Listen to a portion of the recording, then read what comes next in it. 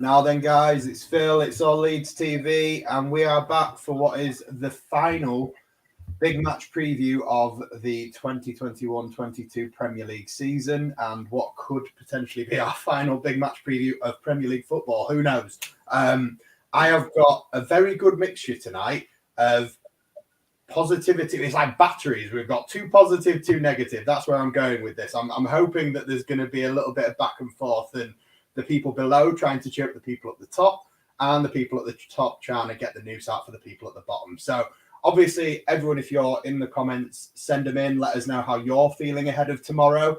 Of course, a lot of people will be nervous. We've already got Cedric saying the same. How are you feeling, and how has this week been for you? Like, it's dragged. I mean, I'll be honest, but I'll get into that obviously very soon. I'll say hello to everybody individually. I'm coming to you first, CK. Nice to have you back. I'm going to refer to you as CK tonight because we have Chris and right, you to refer to as that. But how you doing, bud? I'm all right, mate. I'm genuinely quite chilled. I really am. I was just saying to Oscar before we came on, I think it's because it's not in our hands. It's chilled me right out. So what will be now for me. Which is, it's probably me just resigning myself and like accepting it now, and then the pain hurts a little bit less, doesn't it? Yeah, it's going to be interesting to see the different stages of grief as we go around. I can see your acceptance. Oscar, I'm going to come to you next. You may not be in a stage of grief. I'm not sure. I usually associate you as kind of a positive person, but what stage are you at, mate? You're on mute, bud. Are you referring to this tweet on Twitter the other day about the different stages of Leeds fan and that lot in terms of grief? Not, but I haven't seen it. But you've not seen that tweet? It's absolutely superb. Anger, grief. What's the other one? What's the other stage of grief? There's acceptance, negotiation, something. I'm not sure. There's bargaining. There's quite a few in there. So, which one are you at? For me, listen, nothing's happened yet. That's the thing. You know, I can't get upset about something before it's happened. I'm very much with CK. I actually feel less nervous now. The fact that we're the chasers rather than being chased. I think psychologically, I think it kind of suits us a little bit in a sense. Obviously, if Burnley go and beat Newcastle, it's not going to look so clever. But yeah, it's one of them now. We're obviously going to go on full on the attack at Brentford. I think that's exactly how we need to play. No overcomplicating it, playing for a point in this lot. I think it suits us massively, to be fair. So I'm relatively upbeat. I'm prepared for the miserable. Because, look, we're in a horrible situation. But let's see what we can do. This Leeds team's picked up surprise results in the past this season. West Ham away, Wolves away. Away win in London there, you just said as well. Yeah, I mentioned the one in London first. Mate, it could happen. That's some positivity there. That's positivity from the off from you, Oscar, so I'm happy. Lee has already started drinking. I am there with you, mate. This day has dragged on far too long, and I went out and bought beer because I can't be fucked anymore. Chris, now you, I imagine, will be the complete opposite end of the scale to the like you don't even think we're going down, do you? I've got worse as the week's gone on, to be honest. It's hard to be positive at this stage. I've tried to avoid as much football as possible this week, and I've tried to avoid the Thursday matches. I couldn't resist watching the last sort of 10-15 minutes, and was obviously disappointed with how that went. I just can't see anything but a Burnley win. That's the unfortunate thing at the moment. I think obviously we'll get to the other results, and how I think we'll have to predict Burnley's result. Let's be honest when we're going about the predictions at the end. Oscar, before you leave, because you're not going to stay with us till the end, I'm going to get your predictions before you go. But yeah, I mean, I'll be honest. Obviously, start of the week, I actually felt quite positive. The Brighton result in the end, I thought could have been a point that ends up keeping us up, and Strout's goal could be the goal that keeps us in the league. And then obviously Thursday night, I'm going to ask you all whether you watch the games or not, because I actually went to work. I was refereeing at goals because I just did not want to watch it. I couldn't bring myself to watch it. And then obviously I checked the scores at the end, and I saw obviously before the game that Gerrard rested Coutinho and Ings, which I was fuming about. I was getting texts from the missus updating me with the score throughout the game. But yeah, I mean, Chris, CK, did you watch the games on Thursday night? Yeah, I watched the Burnley game against Villa and was keeping my eye on the Everton game. To be fair with Everton, I'd already I thought they'd do enough to stay away and be safe. So it was Burnley that I was concentrating on. Yeah, I'm not gonna lie, mate. Apart from Buendia making a crazy challenge, Burnley offered like very little apart from right at the end where Tyrone Mings all is forgiven. If we are in the Premier League next year, you'll get a hero's welcome at Ellen Road after that block.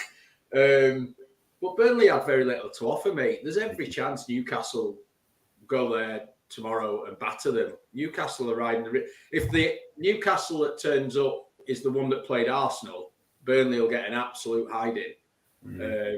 But you just don't know. It's last day. Newcastle, they could be like, we're done.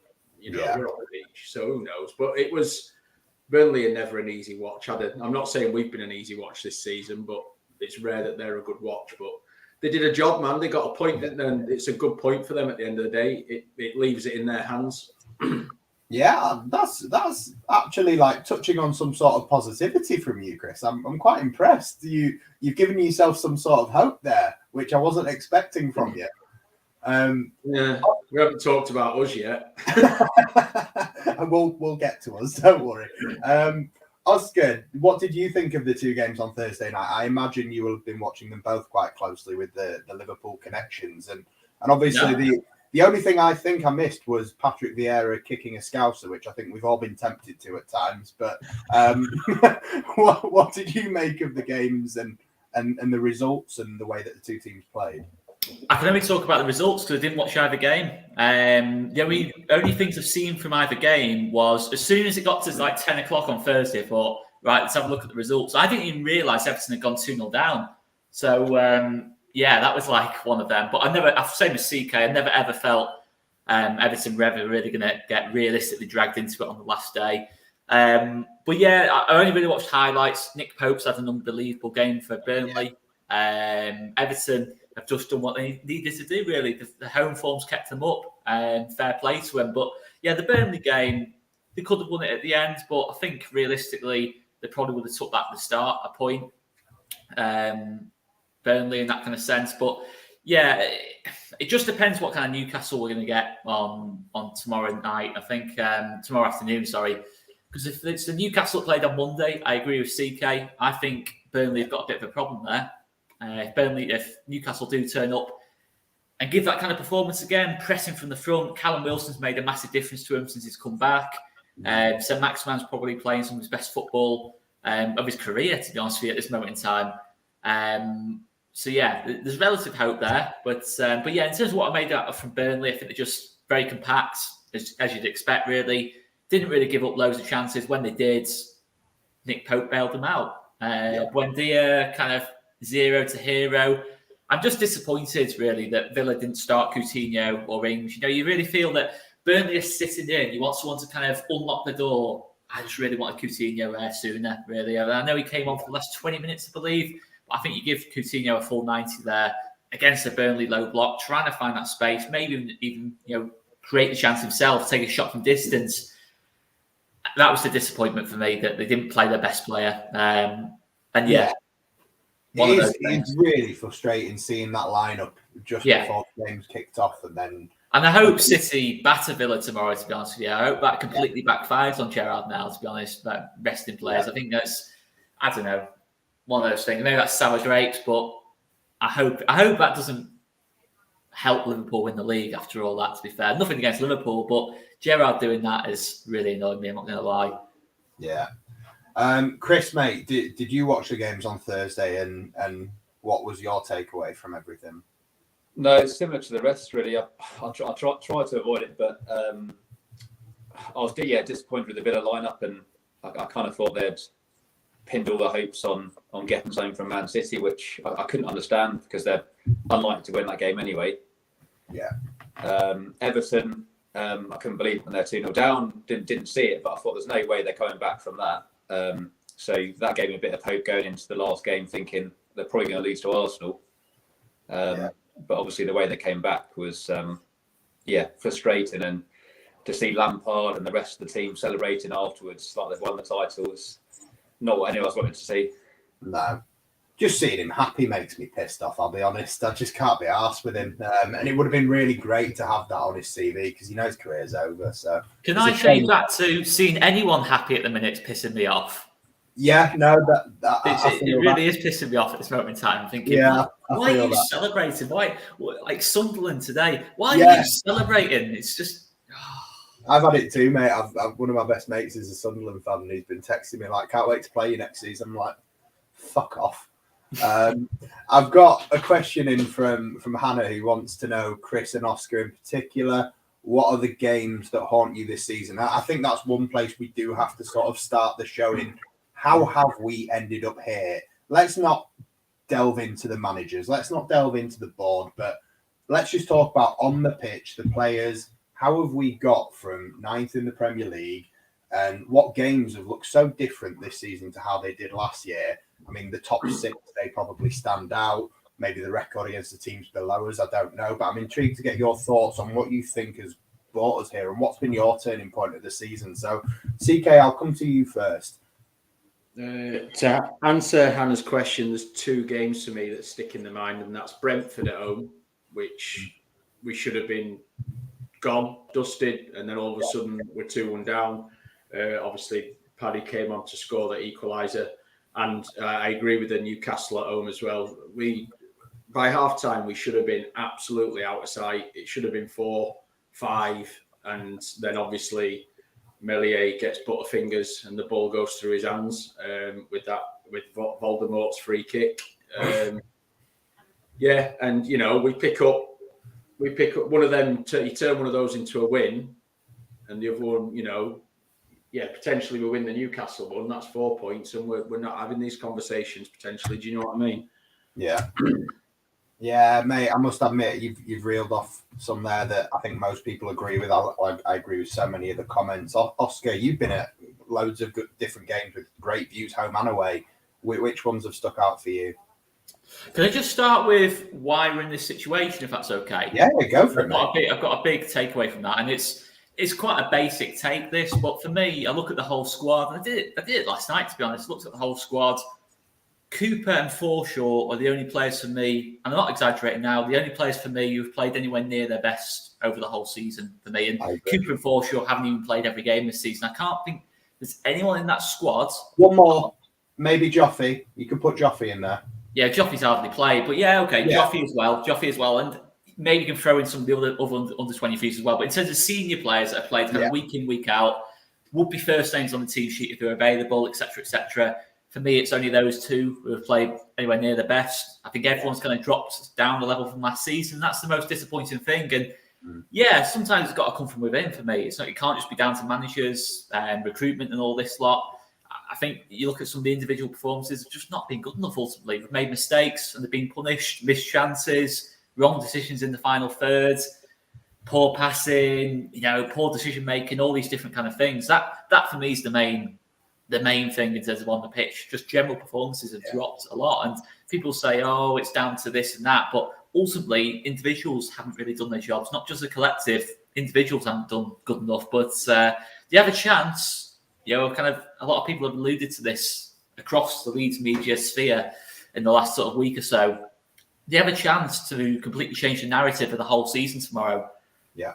Say for example, if Rodrigo gets the winner tomorrow, no one's going to remember. When you look back on the season, the first thing people look back on isn't going to be that he's not performed in terms of the 4 or 5 weeks before that. It'll be on that goal kind of thing. Say Bristol Rovers 2010, Johnny Alson gets that goal. Yeah. No one will look back on that season as Johnny Alson was quite inconsistent that season and wasn't even in the first. He only came off in that game kind of thing. That's what I'm kind of trying to say. I'm not going to say that build a statue for Rodrigo if he scores tomorrow. I'm just saying that the narrative of the whole season changes a lot. People will forget that people haven't really performed over the season and that lot. It'll just be down to what we do tomorrow.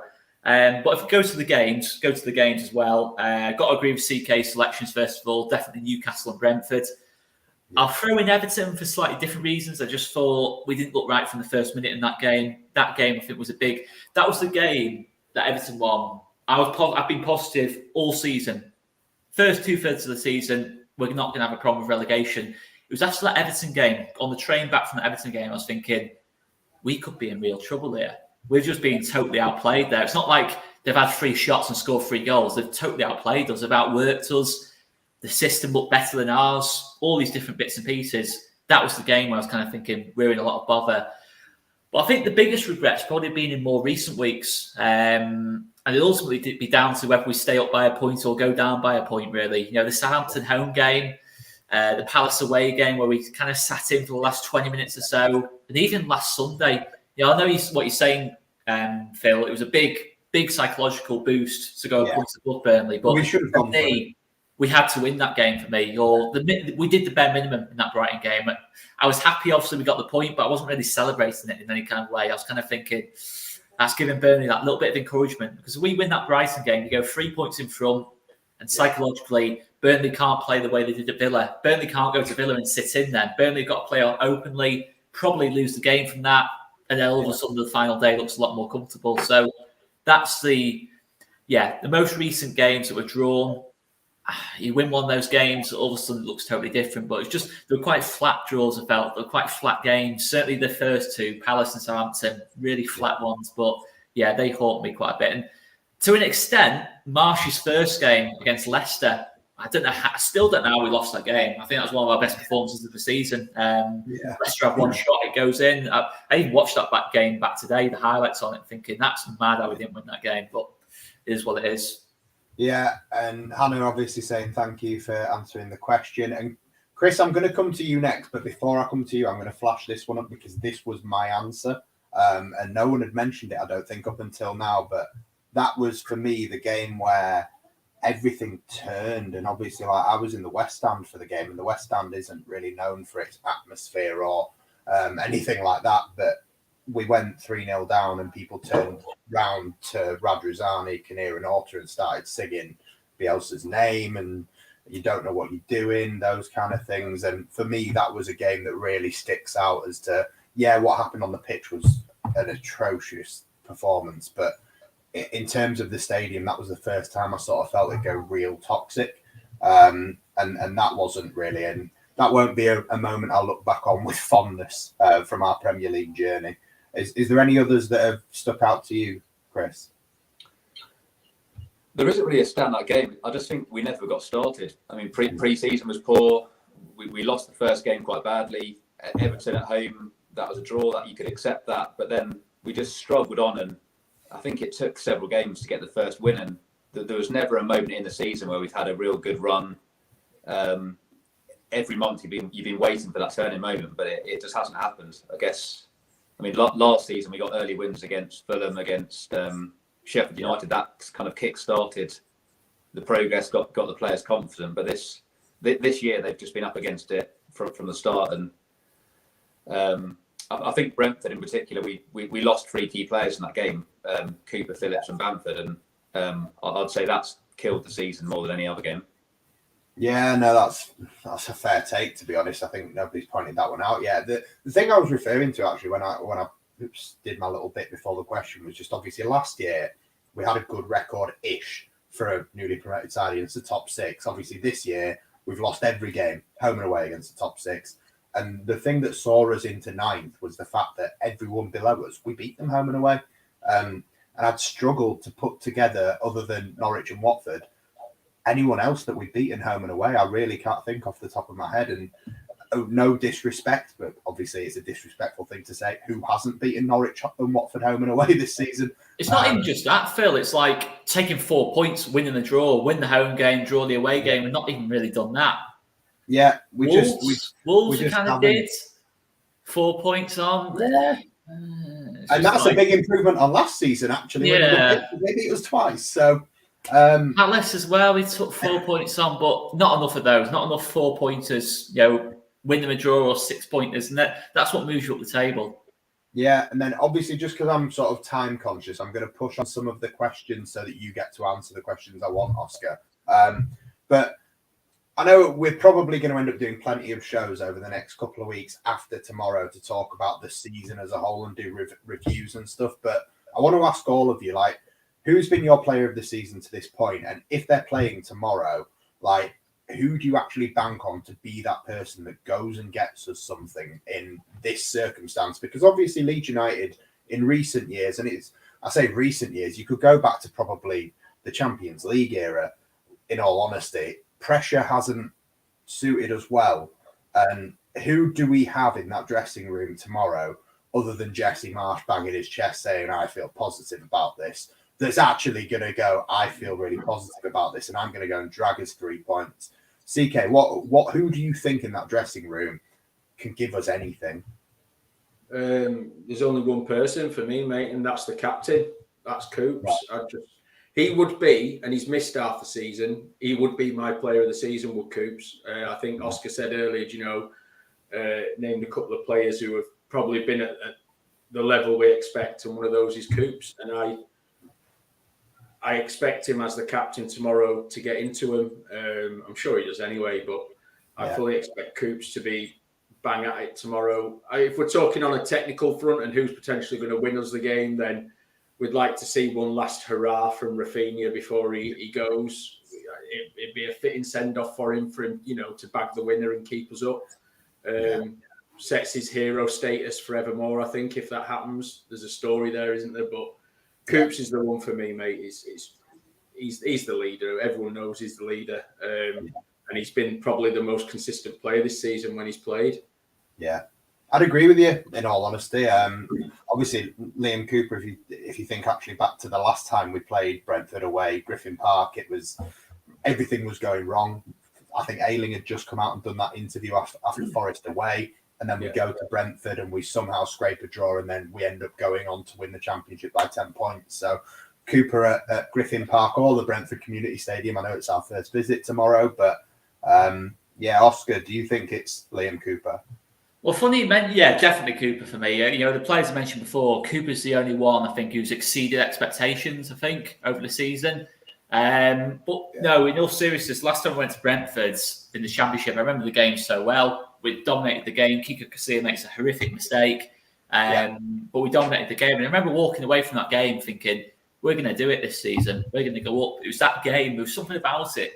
Says the way we came back into it, the way we just completely outplayed Brentford. I think at the time, Griffin Park was one of the toughest places to go in the Championship. I think they had the best home record, and obviously they had Ben Rama, Watkins and Buemo who were banging goals in left, right and centre, and we did such a good job on them that I always felt like we were going to go up in that game. And it seems quite ironic that this game against Brentford away hopefully might be the game to keep us up.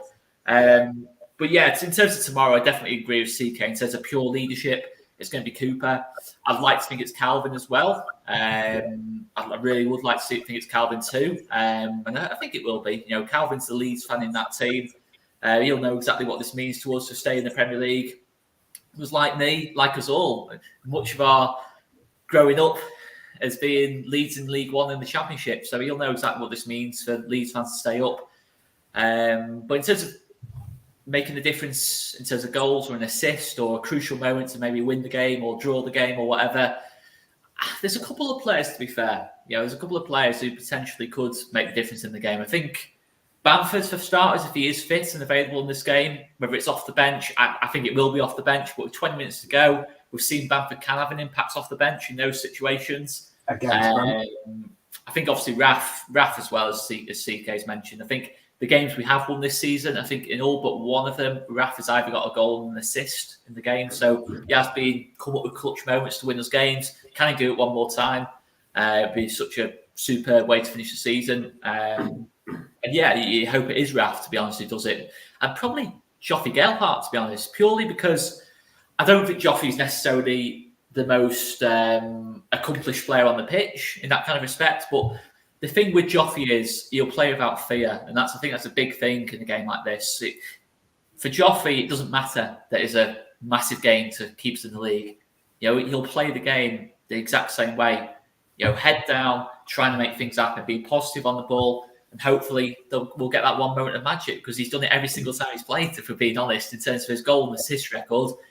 I know you've not asked me about young player of the season, but it's Joffrey Gelhardt by an absolute distance. Well, to be honest, mate, who else you can a lot of people giving it to Joffrey, regardless of whether it's young player or senior player, because Joffrey would genuinely, in terms of purely performances, he's not playing enough minutes to be player of the season, but he's someone that no matter what league we're in next season, he has to have a bigger role for me. He has to be looking to double, treble, quadruple, whatever it is his minutes at the very minimum for me. He's got to be playing 4-figure minutes next season, 1,000, 1,500 minutes minimum for me. I hope he is doing.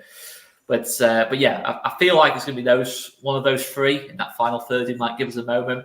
Hopefully Jack Harrison's on it as well. But yeah, we just need that front four to click tomorrow. We saw it against Brighton second half. We created more chances.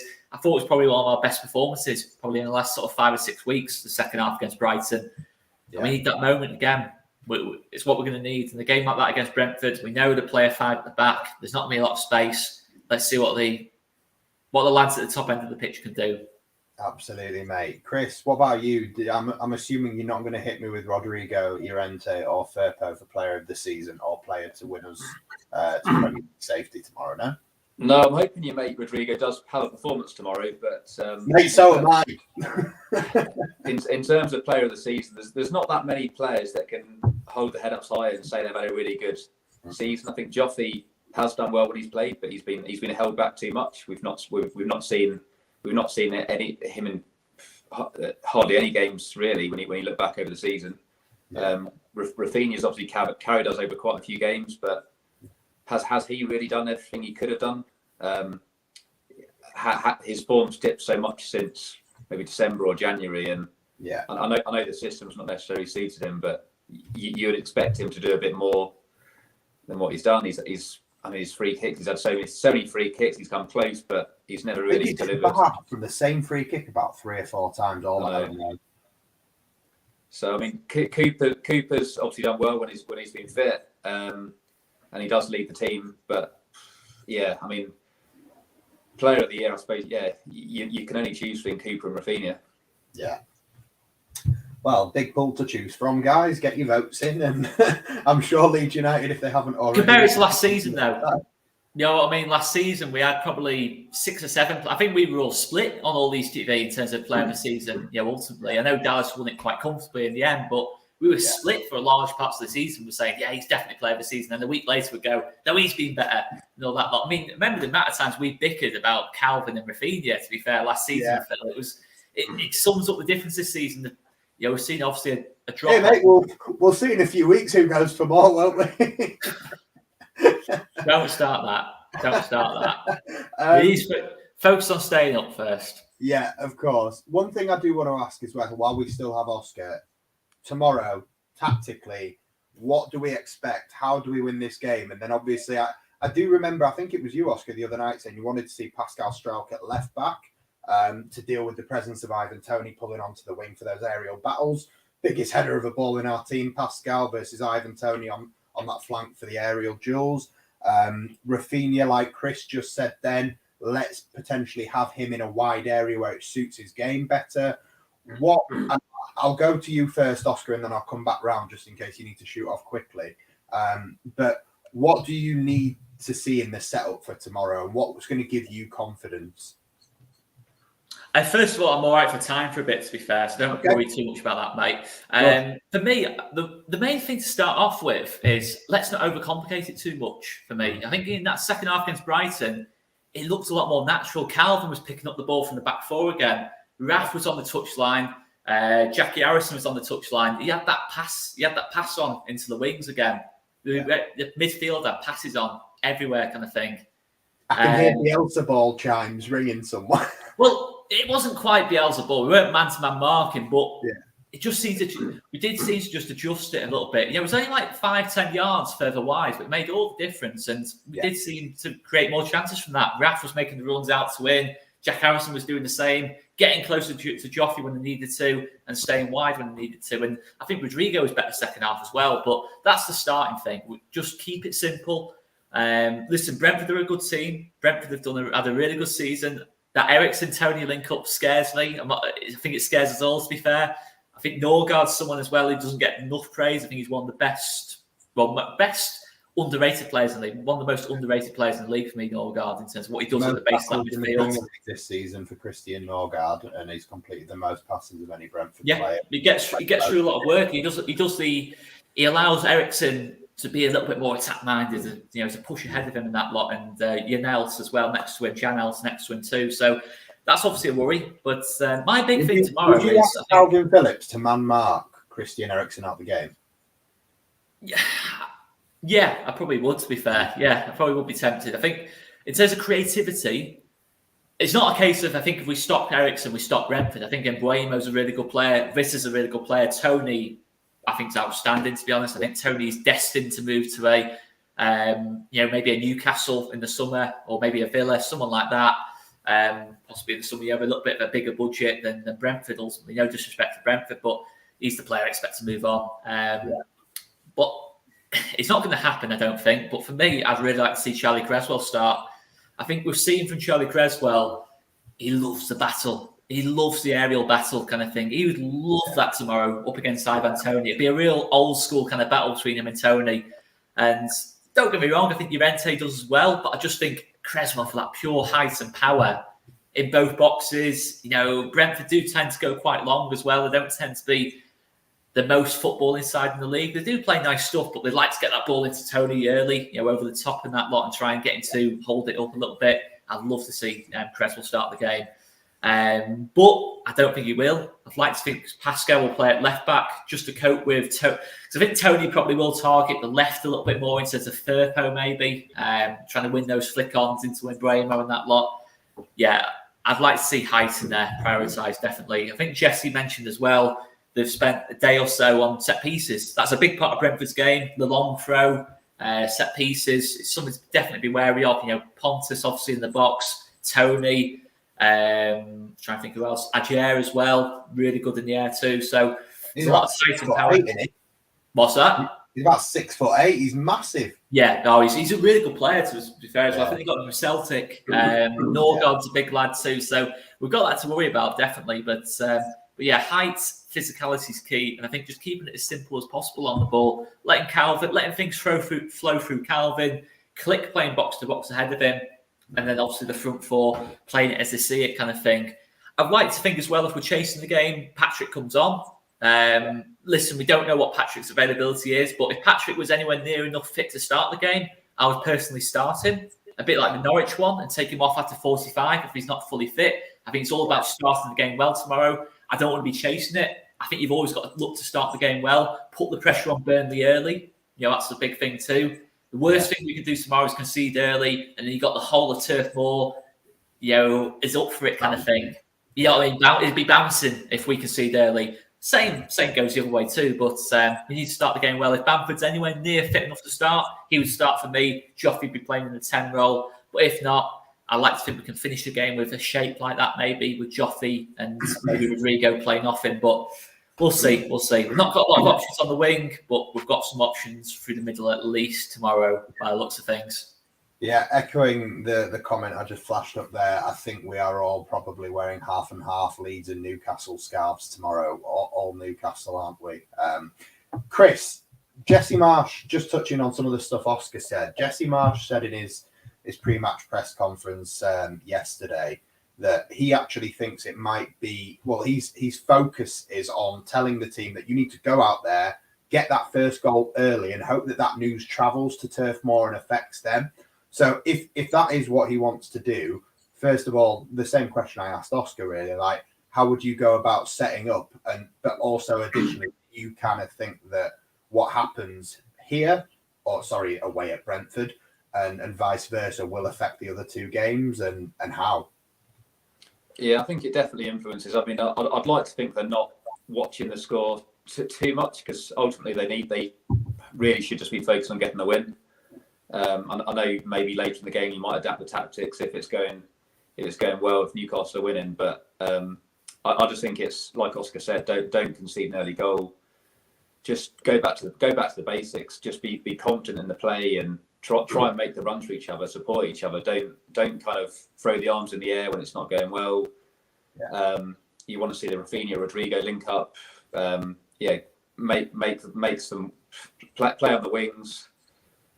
And importantly, keep 11 players on the pitch. I think it's quite easy to let the occasion get the better of them. Even Phillips, I'm a bit nervous about Phillips flying into tackles, knowing it's the last time he's potentially playing for us. But but he's gonna have to sort of balance his emotions there.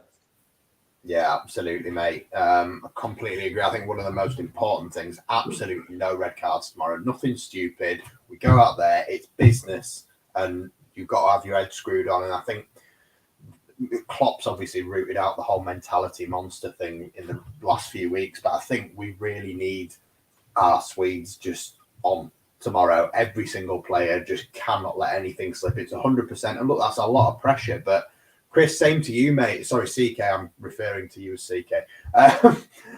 What would you be wanting to hear from Jesse Marsch before they go out in terms of instructions, in terms of motivation, and in terms of, do you think the players will get a sense from the crowd as to what the result is at Turf Moor, and will that feed into it? And if that does, what would you do to counteract it as Jesse Marsch at the time?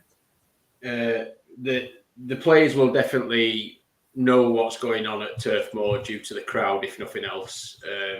We know that's how it works. As in how I go about it, I would be hybrid Marsch / Bielsa ball. So there will be no man marking, obviously. No. Not even Calvin on Ericsson. Not even Calvin on Ericsson. Yes, I would stand someone on Ericsson. I'm not sure it'd be Calvin. I'd play a 4-1-4-1, and I'd make sure Rafa and Harrison are hugging the touchlines, keeping it wide, stretching Brentford. I'd have Calvin playing in the 1, obviously. Yeah. I don't know if I'd stand him on Ericsson or one of the two other central midfielders, because I want Calvin free. And as Oscar said, coming into the back four to collect the ball and hit those wide areas. We've got to go quick. We've got to go fast, not pissing around with it like we've seen recently at the back with 30 passes and no one trying to break the lines. We need a second half against Brighton, what we saw against Brighton. Just get it out wide and let the players who have got the skill in the feet, go let the feet do the talking. I also agree with Oscar that if Patrick's 75% fit, he needs to be on that pitch from kickoff tomorrow. I think because it's not even his scoring or anything like that. It's the way he can bring others into the game as we transition up the pitch. He can hold the ball up, etc. And I also agree with Oscar that if I was the manager, Charlie Creswell would be in that centre-back pairing with Cooper tomorrow. Yeah. I think the Cresswell thing, as much as we all probably would like it, I think that's probably the one that's the least likely to happen. I think, seeing as we've come on to it, I want to get everyone's lineup predictions like we always do. But I definitely want to say Oscar and CK. For me, again, if Patrick Bamford is fit, and it's been done earlier in the season, as much as Joffrey, from the way that he played against Brighton and the impact that he had late on in the game, deserves minutes, I wouldn't be upset to see Patrick Bamford start up front at all. And if he can only do 45 minutes, then let him do 45. And Joffrey, I think we've all always said the impact that Joffrey can have off the bench is unbelievable. So if Bamford starts and he can give us 45 minutes, even maybe an hour, and then Joffrey comes on, I think that could be a good recipe for us and hopefully give me some sort of hope. But Oscar, I want you to give me your... Whether people always argue, is this a predicted lineup or what I want to see? But if you want to give me some sort of version of both, what do you think we'll see tomorrow? But what do you want to see tomorrow? What I think we'll see tomorrow is probably a 4-2-3-1. I think, Meslier in goal, right back, Robin Koch. I think will be at right back again. I think he'll keep his place. Diego Llorente, Lee and Cooper centre back partnership. Yeah. Left back, I honestly don't know. I don't know whether the Pascal goal will have maybe changed Jesse Marsch's mind at all. Because let's be honest, Firpo played well second half against Brighton. So it's I'll say Firpo. I think he probably will stick with a natural left back because he got Robin Koch at centre back on the other side. He'll probably stick with Firpo at left back of the thought. Calvin and Click midfield 2, I'm pretty sure on. Whether it'll be probably Calvin a little bit deeper, Click pushing on. Raf, Rodrigo in the 10, Harrison on the left. I think he'll start Joffrey. I think he will start Joffrey in the game and use Bamford for the last half an hour, 20 minutes. So that's what I think the team will be. I'm not saying that's the team I go with, but do you always give the team I go with? Yeah, definitely. Yeah, go on. Right. After CK said go 4-1-4-1, I've kind of been taken by that. I kind of thought, you know what, it probably makes a bit of sense having that bit more work rate in midfield. So I'll go Meslier in goal, Robin Koch right back, Charlie Creswell and Cooper at centre back. Not that I think Diego Llorente's played badly. I like the idea of Creswell's height and physicality in this game. Left back, we'll still go with Pascal. I'll go Calvin deeper in the 4-1-4-1. Raf Harrison on that touchline, really close to the touchline. I go for midfield 2 of clickbait in midfield, to be fair. I just think for energy, box-to-box running, yeah, I'll go with click and bait in this game. I know it might be a bit of a hot take playing bait in this game, but you love a hot take, though, yeah. You love it. Yeah, I like the idea of like no nonsense and fearlessness in midfield. But it all depends on Bamford's availability. This is going on the basis that Bamford's not fully fit, or not even 75% fit. I'm talking literally. If Bamford played, it'd be a Wolves job again. He'd come off after 10 minutes. That's what I'm kind of talking here, by the way. So I'll go Gelhardt through the middle if that's the case. But if not, if that isn't the case and Bamford's close to fitness, Bamford starts, Gelhardt in the 10, Lewis Bate onto the bench is what I'd go with. Yeah, and just to confirm, yes, Oscar did say clickbait because Matthias Click and Lewis Bate in the midfield. Just in case anyone hasn't already heard that pun before, that everyone have.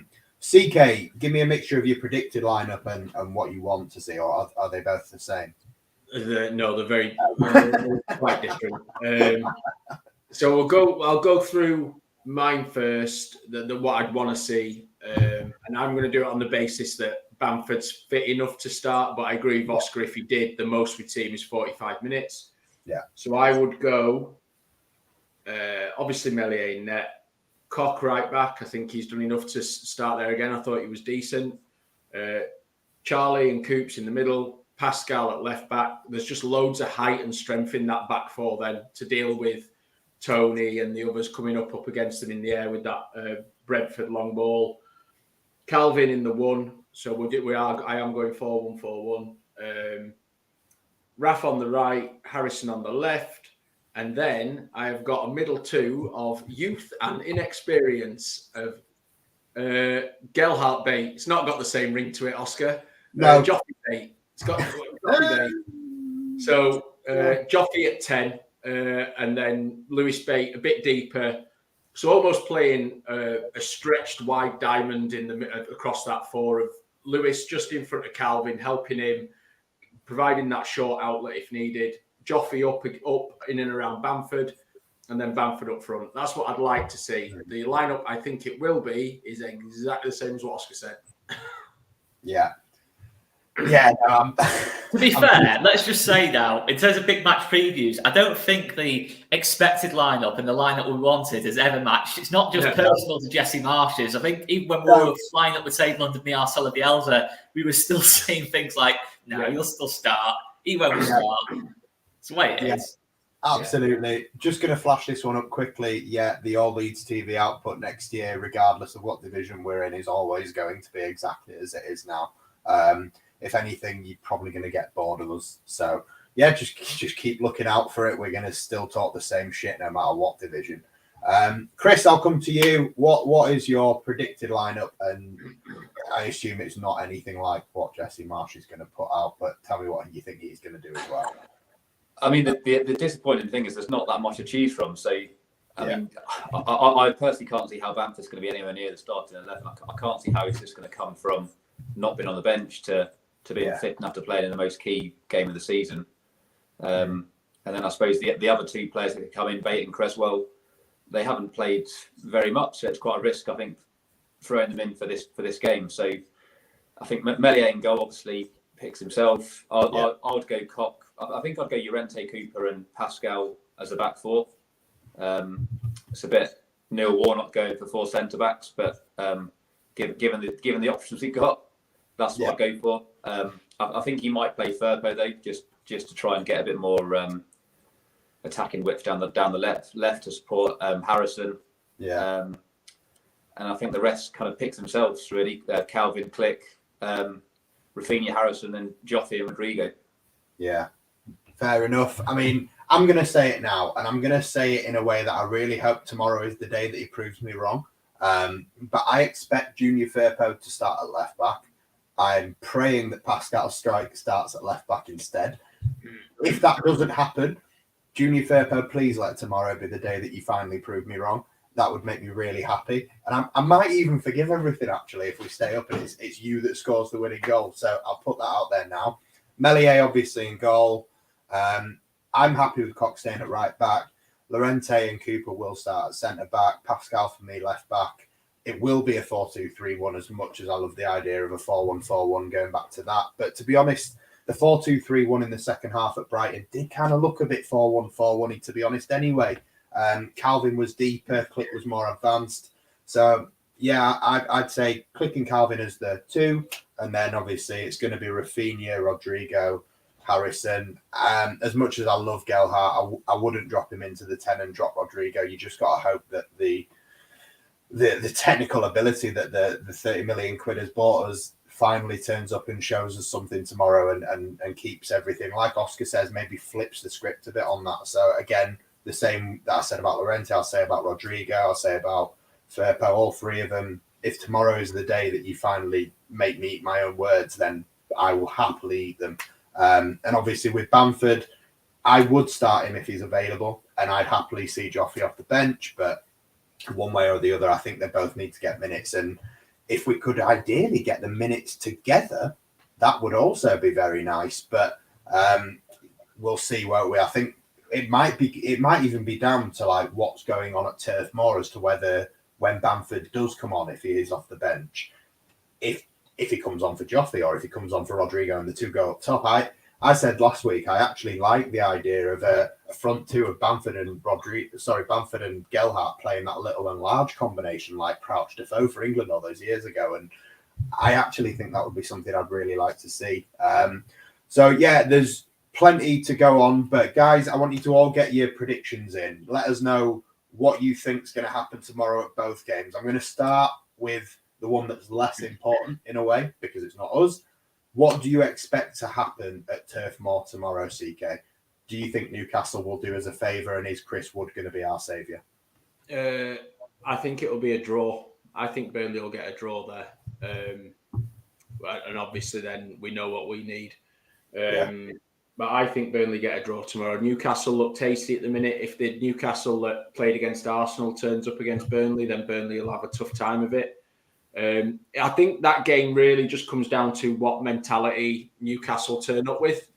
I like Eddie Howe as a manager. I don't think he would allow the players to switch off, but there's always that semi-conscious thing, isn't there, of, you know, last day of the season, sort of wind down celebrations. We looked like we were going down in December, and now we're mid-table, and the foot comes off the pedal a little bit. So I'm going to predict a draw, 1-1 at Turf Moor. Yeah. Oscar, what about you, mate? What do you think is going to happen in that game? Well, for starters, I hope Chris Wood isn't the hero, because I hope Chris Wood isn't playing, to be honest with you, from a Leeds fan's point of view. I'm hoping it's Callum Wilson up top. Woods might come off the bench. He's a decent player, to be fair. But yeah, Callum Wilson up top, I think, totally changes Newcastle's dynamic going forwards. Certainly did against Arsenal. Yeah, I think based on what I saw from Newcastle, unless they drop off a lot from the Arsenal game, I like to think they can get something against Burnley, whether it's a win or draw.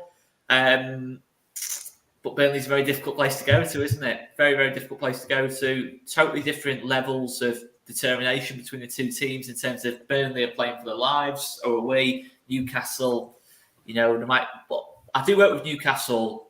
The one thing I do like about the fact that they're playing Newcastle is that we know they're going to spend money in the summer. We know there's going to be a big, big recruitment drive. Probably the biggest spenders in the league will be Newcastle.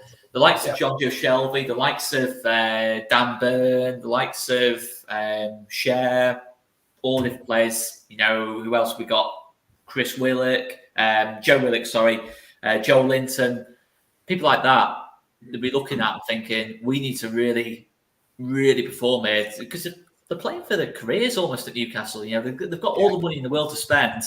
obviously they've all played well second part of the season, but you don't really want to go into like a big 2 months of off-season, not playing football at all on the back of a horrific performance at Burnley. Because that'll be what sticks in someone like Eddie Howe's mind.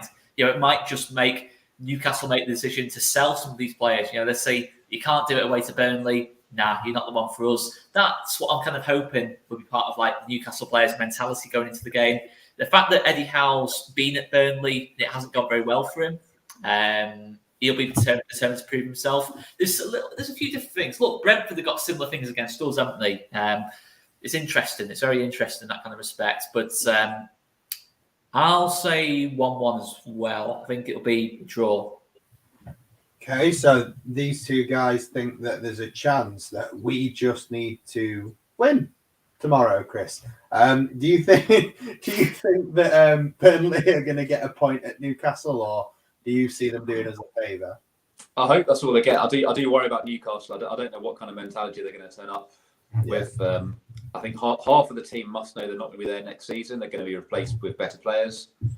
So are they already looking at different clubs? They might have clubs lined up, booking holidays. It does worry me that they're not going to turn up interested in the slightest. I can see a Newcastle win, but I think to give a bit of hope, I'm going to have to go with a draw as well. So I'll stick with 1-0.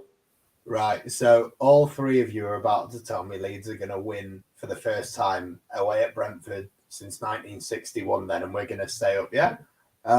Obviously, I also think Burnley will get a point tomorrow. It wouldn't surprise me if they did get all three, to be honest, but for the sake of keeping this entertaining, I'm going to say a 1-1 draw as well. And fingers crossed it's a 1-1. They take a lead early and maybe Newcastle peg them back. Although I don't know, does that affect us too much? It's a hard one to tell. I mean, if they get a 91st minute equaliser, that will be a killer. But at the same time, if they score first and that feeds through to the players, do we then bottle it? It's a really hard one to know how this is going to all pan out. But come on then, guys. Get your Leeds United predictions in for tomorrow. What do you think we're going to do down at Brentford? Can we win away in London? Like Oscar said right at the start of the show, as we did earlier in the season against West Ham. That was a surprise result. Jack Harrison hat-trick, Rafinha, brilliant performance. We pulled that one out of the bag. No one saw that coming. CK, what do you think? Do you think I can see on your face already. Do you think we might be able to better Burnley's result and stay up tomorrow? There's no reason we can't win tomorrow.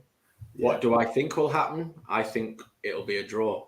I think I'm predicting 2-2 and we go down, we're relegated on goal difference. I hope that isn't the case.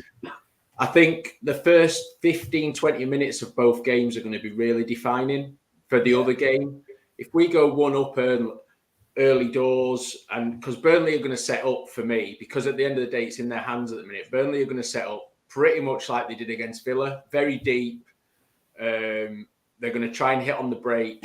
They're not going to go mental Burnley tomorrow. They're not going to go flying out the traps.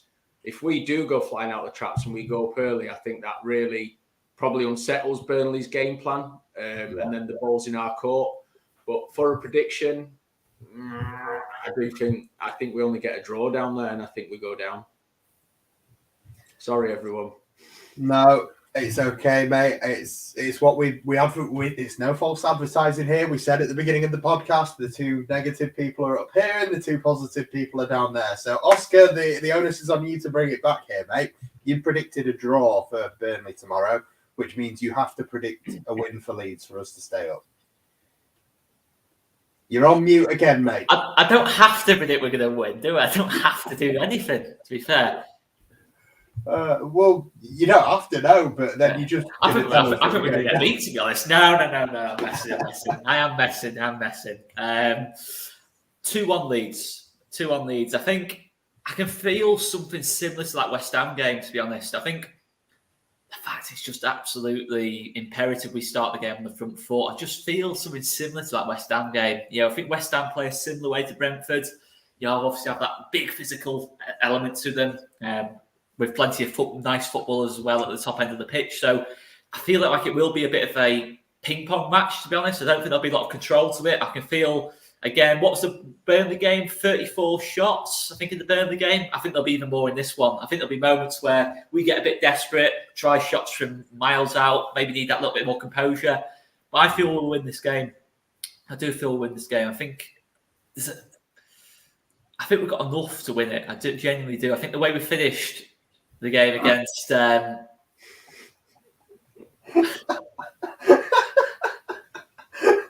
Oh, sorry, that's done me, that. I couldn't help it. It just flashed up and I had to do it. Continue.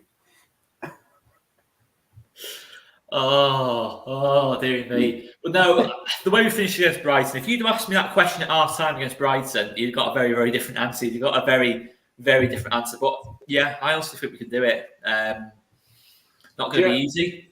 Do you know what, Oscar? Do you know why I'm thinking a draw at best? Is because as I've been open about this on the channel for quite a number of weeks now. I question our players' mentality for it.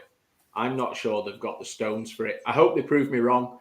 I really do. I hope that the Leeds United we know we can be turns up tomorrow, but I'm genuinely questioning a lot of players' mentalities the last few weeks, and I've not seen anything really. Brighton second half, yes, but that just felt like it was we might as well throw everything at this now because we're on our way down. And I hopefully they turn up with that mentality tomorrow and go, we're 18th at the minute, so let's just go, balls out, because we've got a lot of quality if we play like that. So, but I think it's the mentality thing for me. To be honest, CK, I would be more concerned about that if we were ahead of Burnley. I agree on that. I think it's the facts. I feel like Jesse Marsh's message, I don't think even Jesse Marsh will mention Burnley in his thingy. I think it's just the fact we have to focus on, in his 5 minutes before the game, I can't see Jesse Marsh going into that dressing room talking about Burnley and we need to do this and that. I just think it'll just be literally almost vibes tomorrow kind of thing. It's just literally finding a way to win the game, figuring Brentford out early doors, not overcomplicating things, because people are talking about obviously our tactics and is this the long-term plan for Jesse Marsh? I absolutely don't think it is. I think it takes a long time to coach a difference. You've got from one end of the scale Marcelo Bielsa's style at man-to-man marking, Jesse Marsh in terms of what he's done at Leipzig, Salzburg, and the Red Bulls, New York Red Bulls. It's going to take a lot of time to build into that. So I still feel like Jesse Marsh is trying to figure out just the best way to win games. I think it is literally, we're not playing the same way every single game. We're playing different systems. We might even go over back five tomorrow. Who knows? We might play. I don't want that either, by the way, CK. I want to just go for back four. I think we look a lot better in the back four, but we just need to find a way to win it. But if it's a Mother Teresa quote, if it's a Gandhi quote, if it's I don't know, Beast and Dave quote. A what quote? Beast and Dave. Beast and Dave quote. If it's a quote from Freddie Mercury, I don't care. I really, really genuinely don't care. Just as long as it gets us through this game, to be totally honest with you. But yeah, no, I feel all right. I think I'd be more nervous if we were in front, because I think Burnley's situation tomorrow is, as CK's kind of mentioned, they could start the game just looking to sit back a little bit, just absorb a bit of pressure. I think that's what Burnley are best at doing. But if we get a goal early, Turf Moor changes, it's first 20 minutes decides it. CK's spot on. First 20 minutes decide it. It's absolutely, whoever scores first, to an extent, might even decide it a little bit. Because big time. If news filters round that Burnley have scored first, Brentford fans will be, taking the piss and that. We all know that. You know what I mean? It's going to be that kind of vibe all day kind of thing. So we'll wait and see. But yeah, I think we can do it, to be honest with you. All I want tomorrow is that we do the absolute maximum we can. If Burnley win. But I don't want to go down. The worst thing for me tomorrow is going down, us losing and Burnley losing. I've struggled to get over that, to be honest. As long as we do the maximum tomorrow. Nobody said the whole 22-0 vibe. Nobody thinks we can do a 22-0, no? Well, not unless someone's giving Pontus a brown envelope. No.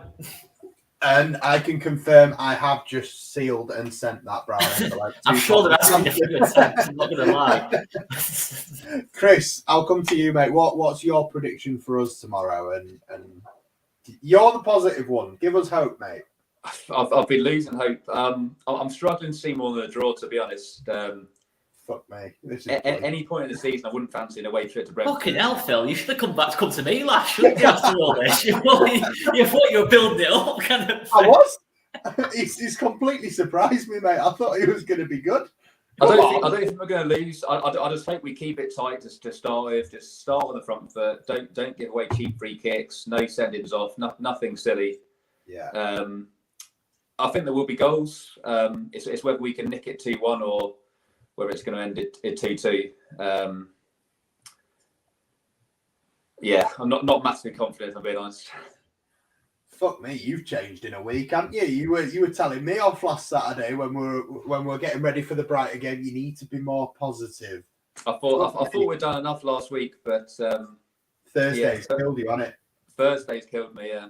Oh wow, is that just from seeing Fat Frank smiling? It killed me too, to be fair. Yeah, all the celebrations from all the Everton players. It's never good. Yeah, Hannah thinks we're staying up, but she wants us to be positive. I'm gonna say, quite predictably, I think we're going down. And as CK alluded to, I've said for weeks, mate, it's going to be goal difference, and then I've got to deal with so everyone. You knew as well you were going to say we're going down. You thought, I'll go to me last. To finish it off 100%, mate. I was going to let it work round negative, slightly positive, really positive, and then me just bring it crashing back down again. Why would you do it in that order? It's the presenter's job, innit? I've got to be able to play around. But yeah, I think we go down on goal difference. I think whatever we do, they will do. If we lose, they lose. If we draw, we draw. I just think they'll match us just because someone up there hates me that much that I'm going to have to put up with an entire summer of people blaming Bielsa even more than they already fucking have.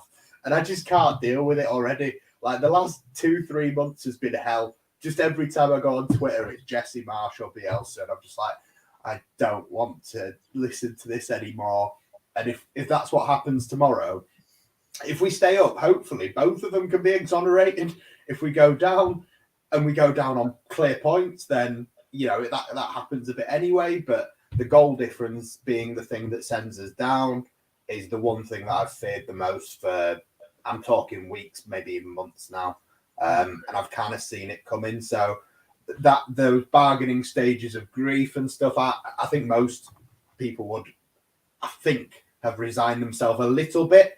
Everyone hopefully is reserving a little bit of hope in that they think some sort of miracle can save us tomorrow. And Pontus Jansson, Chris Wood, if they can play a role in it, great. But in general, I am dreading it. I'm hoping more than anticipating. I'm anticipating going down, and then if we stay up, it's a bonus. But end of the day, I'm just going to be relieved the fucking season's over, aren't you? Yeah, 100%. I can't wait for it to be done. To be fair, I've been waiting for it to be done since about the end of September. That's a month before me, mate. The Burnley game, the first one, was probably about the time I stopped enjoying this season. Yeah. And that was the second game of the season. You know what? Ever since Everton at home, which we only drew, but it was Billy's afterwards where it was brilliant because it was champions again on LA. As a fan base to celebrate promotion and all the rest of it. And it was wicked that day. Yeah. Probably since then I've just gone, God, this is crap. I've had enough of this. This is shit, isn't it? You've been wanting the championship back all season. You're going to get your wish. Yeah. So we'll do an end of season review as a championship team. You lot will have faces like smacked arses, and I'll have the scarves out. Wait, we're going to Millwall. That's lot. Did anyone see Tash put a tweet out earlier saying championship again? Ole, ole. I enjoyed that. So, guys, where are you going to be watching the game tomorrow? Oscar, I know you're going down to Brentford for the game, aren't you? I am. You're in the away game. That's Brentford, yeah. Oh, so you basically have, I would say, either the best or the worst seat out of all four of us, in that if it goes well, you're going to be buzzing. more Either way, because you're there, but if you're down, either way, I'm getting pissed afterwards. So, oh mate, same. I'll be pissed during. I'm probably before. oh mate, I've got the JD and Cokes ready for the train, everything. I'm straight onto the top shelf kind of thing, not messing about at all tomorrow. I want to be like half cooked during the game, just so I can kind of laugh. It's just be kind of like giggling during the game, just uncontrollably kind of thing. Just. And just almost like just being like blurred to it kind of thing, but it won't be. It'll be a very sobering day either way if we do or don't stay up. I just anticipate those first 20 minutes. It probably will go dum dum dum dum dum dum between us and Burnley pretty early doors, I think. Are you going to be able to keep in touch with the Burnley game at all? While Depends. You'll be able to keep in touch from the ground. Yeah, you know what I mean. There'll be someone there with the. It's the classic, isn't it? The old thingy back in the day. All that lot. It's probably more your phone now, kind of thing. But no, that is classic vintage 2000s football. That the thingy in the era, relegation last day of the season. But listen, it's why I just hope it's something like the trip last time to Brentford. To be fair, where ultimately we went on an unbelievable run, like 14 wins out of the last 16. Tomorrow we just need to win. It's that simple. If it does kick off a good run, Oscar, say we do get a draw at Brentford, then we might win our first 5 or 6 in the league below. Yeah, I probably shouldn't have said that. I should have just left that. I think it have said that. I was thinking, where are you going with this, Oscar? That point is probably not a great point to make right now, considering we could be straight back in that league that you're referring to if we do draw the game tomorrow. But yeah, for me, the worst case scenario was us both losing tomorrow. That if we both draw, I can maybe get over that a little bit. You know, a draw at Brentford's like, yeah, it can happen. But if we lose the game and then Burnley lose as well, it's like, that'd be tough to get over. CK, where are you watching tomorrow? And I've made a worse choice than Oscar because I'm going round to my mates to watch it. He said through a smirking side grin, "Why don't you come to mine and watch it? And we'll barbecue or something." He's a dog botherer. Oh, it's even worse. So he's loving it at the minute. So yeah, I'm just going to hit him with some barbecue tongs and leg it if we lose or we go down. I can't cope with it. But yeah, I'm watching it at my mate's house. I think I just need someone to hold on to for 90 minutes. And you chose a Huddersfield Town fan for that. Brentford score, facing the barbecue, walk out. That's it. But to be fair, mate, he's built like an absolute monster, so it'll be good man hugs. Do you know what I mean? Fair enough. I mean, each to their own. Chris, what about you, mate? What's your plan for tomorrow? Are you going to have both games on or just the one? Just the Leeds game. I mean, I'll be getting the updates. I'm going to try and go about my day in the morning that nothing's happened, just a normal day. Try and forget anything's happening. Go for a nice run, and then I think I'll just be trying to remain calm and just hope for the best watching at home. Yeah, I must admit, like I've got the. Thankfully, I've been working at home because the missus was on holiday with the baby, so I had to be here. So I've got all the Opta stuff in my living room. So I'm going to set up the big telly with the Leeds game on. Then I'm going to have my computer for work with the Burnley game on. Then just obviously be watching the main one, but have that one there just so I can see if a goal goes in. And yeah, I mean, generally speaking, I don't actually want to watch either. I was kind of hoping that I could just get that drunk tonight that I wake up tomorrow and it's over. But the anxiety, man, honestly, I have been in the worst mood today. I just can't be arsed. I want it to be over so fast. And like, it's by this time tomorrow, we'll have known and we'll already have got drunk after one way or the other. But 4 o'clock tomorrow still seems so fucking far away. Please just make it quicker. I can guarantee everyone who's watching that this time tomorrow or slightly earlier, I will be on here in a live stream ranting about Leeds United and this season, regardless of whether we've stayed up or not. Yeah, no, I'm not gonna lie. I kind of expected that. Oscar, what are you putting out tomorrow night, mate? I don't know yet. I don't know. Probably see how it goes. Might do something live from the ground. Who knows? Maybe. We'll see how it goes. Great day, lads. As I'm jumping into the Thames and that lot. But I'll just say, in my Leeds supporting life, in terms of games of jeopardy in London, 2008, 14 years ago, I was at Doncaster for the playoff final. We lost that game. Yeah. 2010, Charlton away, chance to seal promotion. We lost. Richard Naylor, last minute own goal. We got promoted a week later. Tomorrow, third time lucky, lads. Third time lucky. I did wonder where you were going with that. I thought that was another That is really the vibe we're going setup with. Again. That's the vibe we're going with. Right. Okay. I am used to disappointment in London, so it's not. I don't think it will hit me that bad, to be fair. Oh dear. I don't even know where to go, man. I think there's been that many miserable moments this season. Bielsa getting sacks, Bamford's second injury, Coop's getting that injury, just the general games are thrown away. I don't think I can get any more depressed. That's the thing. I don't think I can get any more depressed than what this season already has been. So find out, aren't we? don't try and challenge that, but I don't think I can get any more depressed than I genuinely think I'll come on here tomorrow night and just be like nervous laughing. Like whichever way it's ended, I think I'll just have nervous giggles, like because I won't know what to say for one. Because I do know what to say. I've got so much to say. It's all saved in notes on the phone for the last 6 months. Yeah. There's quite a few on the hit list for end of season. One-way transmissions from. This is Chris Rock at the Oscars. He's planned this moment for a long, long time, and he's going there. He's going there. I told you, mate. I think it's more Will Smith at the Oscars than Chris Rock, to be honest. Planning this moment. Oscar, I think it's probably more Will Smith at the Oscars than Chris Rock, to be fair. No, but Chris Rock went for everyone with a mixture. Nah, not Chris Rock. I'm going full Ricky Gervais at the Golden Globes. You roast everybody.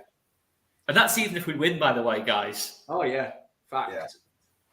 So, guys, obviously there's going to be plenty of content churning out over the channel over the next few days. There's going to be the watch along with Scott, the last one of the season tomorrow for the game. There's obviously going to be, poor bastard. I genuinely wish that he has a good time because I would not want to be the person doing that. Let's just hope. A lot of people saying, let's have some positive thoughts. We don't want to end this negative. There's obviously watch along tomorrow. We're not entirely sure yet when the player ratings will be, depending on how drunk we all are on Sunday, Monday, blah, blah, blah. We'll get all we can say is it'll either be 10s for everyone or it'll be 1s or 0s. It's rarely going to be in between that. And then obviously I think, Oscar, you've spoken about doing like end of season reviews. There's going to be plenty coming out over the channel over the next few days. So I think we're looking to possibly do like a seasonal player ratings. We did something similar last season, try and see. I think last season we just compiled the kind of what numbers we gave and averaged them out kind of thing. We did a moment of the season last year, which obviously Stuart Dallas won. Do you think we'll just sort of get rid of that award for this year? Well, it depends. If Bamford comes on in the 85th minute tomorrow and scores the winner that keeps us up, there's your moment of the season. There you go. Yeah, I think if anything, that again from UCK is the positivity that we probably need. Do you know what it is? The one thing I'm clinging on to about tomorrow is there's a story here somewhere. It just depends how that story is going to be written. Is it a Rafa's last hurrah, before he buggers off to Barcelona or wherever? Is it Bamford coming back from almost being dead this season and keeping us up? Or is it somewhat flipped on the other end and, I don't know, Coops puts one in his own goal or something? I don't know. But there's a story somewhere here, and I just hope that's on the positive end of the spectrum and it's a real uplifting moment for the fan base, because regardless of everyone that needs a rollicking for this season around Leeds United, the fans, more often than not, only a couple of occasions have turned and let the board or whoever know how they feel. So for the fans' sake, I hope we get that positive story come out and we can sit here and rip the season apart and go, this needs to happen, this needs to happen, this needs to happen, however it's going to be happening with us in the Premier League. I had quite a few of these comments in, to be honest. If it all goes our way tomorrow, Millennium Square, if we stay. No, because the Everton lot looked absolutely Yeah, I thought it was quite celebrating embarrassing. like they won the Champions League. No. Yeah, and let's be honest, we don't Chris has want gone proper Roy Keane here. Chris has gone proper Roy Keane, isn't he? What are you celebrating for? What are you celebrating for? celebrate. No celebrating. I do agree to an extent. Listen, it is mad that with what we could end the season at least. Well, we will end the season at least 20 points behind what we were last season. We could end up. I was celebrating. trying to finish on a positive. Why are you doing this? No. But just Go. let me finish. All right, sorry. Go on. Let me finish, dear. We could finish like bigger celebrations than last season, which is just absolutely mad when you think of it. But it's just the nature of football, isn't it? Jeopardy kind of thing. Like Everton fans have had their worst season in 25 years. They've never celebrated a season like that at the end. So it's mad. It is mad. But I think the Everton fans did go a bit too far for me. But this is a modern celebration, please. So did the so-called manager as well, stood up in the stands celebrating like John Terry. I thought Frank was going to go full 𝐃𝐎𝐖𝐍𝐋𝐄 at one point. What, get like a little fake trophy out from like Amazon or something? Yeah, 16th, yeah. End of the game tomorrow. Leeds have stayed up. Our fans invade the pitch, and Thomas Frank gets sent to prison for just beating up a Leeds fan. He don't even need to do that. He should go to prison for the way he chews gum. Yeah, it is outrageous. I am glad that's the way you finished that sentence. I mean, but it's like he's out here kind of thing, and yeah. He emphasises. There's a lot of people like that though who just emphasise chewing gum. Yeah, Fergie was the same on it. He had a horrible. You've not just called him Fergie. Well, do you want me to call it Sir Alex? Ferguson. Don't call him Fergie. Whiskey nose. What do you call what happens after the 95th minute if you're in a Man United shirt? Cheating. Fergie time. But yeah, that was the pun. But anyway, I think we're drifting off into different realms here. Let's end on something positive. Chris, I'm coming to you, mate. We're staying up. We've got a chance. We just need a moment of magic from Rafinha, from Jotty. Look at these two, like a set of school kids. Chris, coming to you for the positivity. Well, we've got a chance. but me and 𝐃𝐿, we like the same kind of comedy kind of thing. We like that kind of comedy. Chris, come on, positive, mate. Give me something. That's all I've got. I think we are hoping. We're hoping that Newcastle will do the job. We're hoping that our players turn up with their heads switched on. It's gonna be a tough watch. Yeah, Oscar, never as the first goal across 2 games meant more. Yeah, Oscar, positive end. I think we'll do it. I do think we'll do it. Why not? The thing is, if we just say, it's changed between us and Burnley so much, probably since Jesse Marsh came in, really, in terms of we've moved up and down, pretty much every single match day. If you think about it, it has changed a lot. Like Everton were down at one point, Burnley were down at one point, we seemed down at one point, and we suddenly gave ourselves a bit of hope, and then all of a sudden we look in trouble again. I would say, if you're looking at percentages, I think it was 50-50 before Burnley played Villa. It's probably now, if you're looking at like the odds and obviously what Burnley used to do, what we need to do, it's probably 60-40 against us kind of thing. But we've thrived in that before. We have thrived in that before in those situations. You definitely haven't watched my Opta podcast, have you, Oscar? I know what the stats say. It's 87% down. 84.2%. It's not 84%. It's not 84%. You cannot tell me the odds of us beating Burnley's result, there's only a 16% chance of that. It's not that unlikely.